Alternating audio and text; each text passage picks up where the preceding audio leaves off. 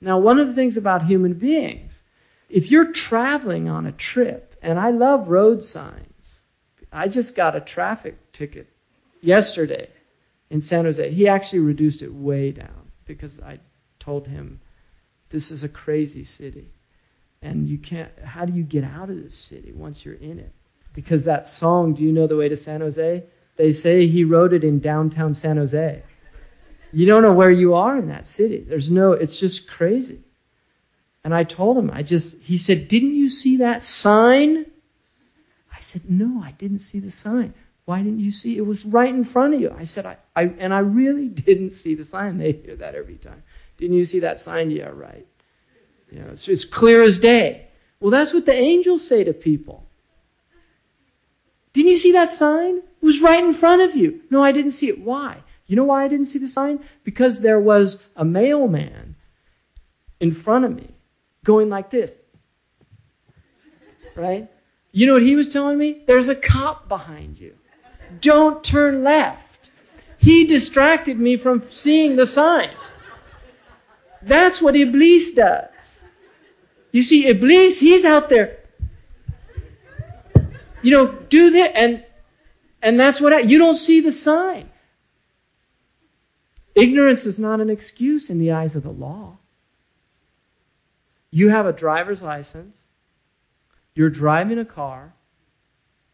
There's signs that you're supposed to know what you mean. You took a test to prove that you know what they mean.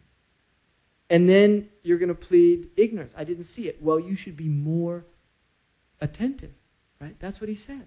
So he writes you a ticket. And then you have to pay a fine. And when I said to him, look, I didn't, he said, well, hey, my job is to write tickets. That's what the angels said. My job? I'm just doing my job. My job is to punish you. It's not to, that's what he was saying to me. My job is to punish you, not to sit here and debate. You broke the law. It's an infraction. And that's my job. And I'm sorry. It's a painful thing to do if I really think about it. But it's my job. There you go. So what can I do? Rip it up? The police come.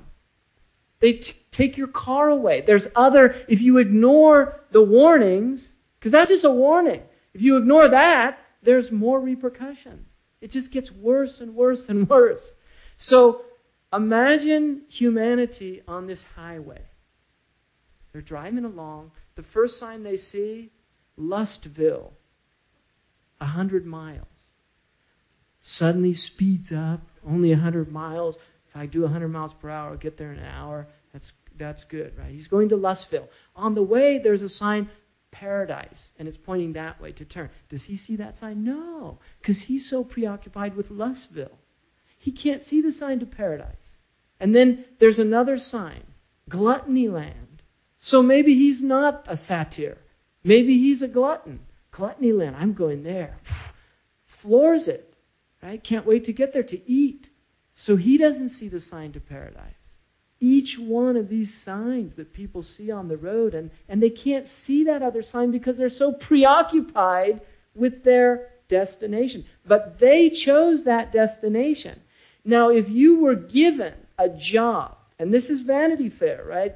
I think it's Thackeray or whoever wrote it. The story of Vanity Fair, where the man was given a job by the king.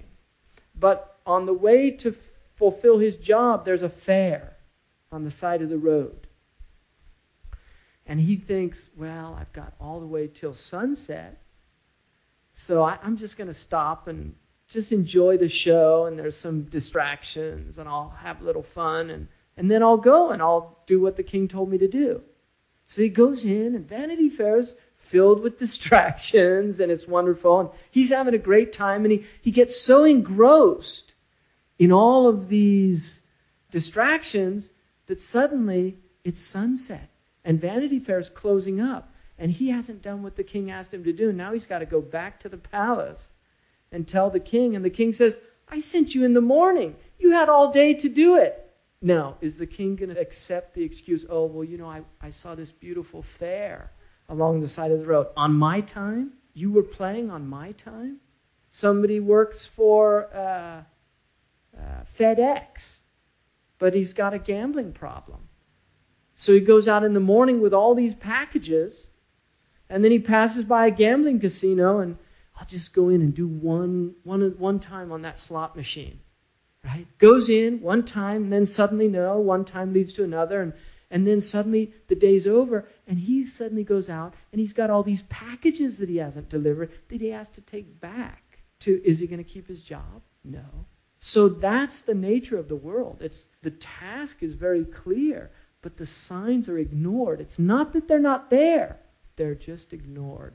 And that's why. How many a sign there is in the heavens and the earth that they pass by, turning away from it. It's all there. It's very obvious. But that's what the Quran is saying. People ignore these signs because they don't have time for them.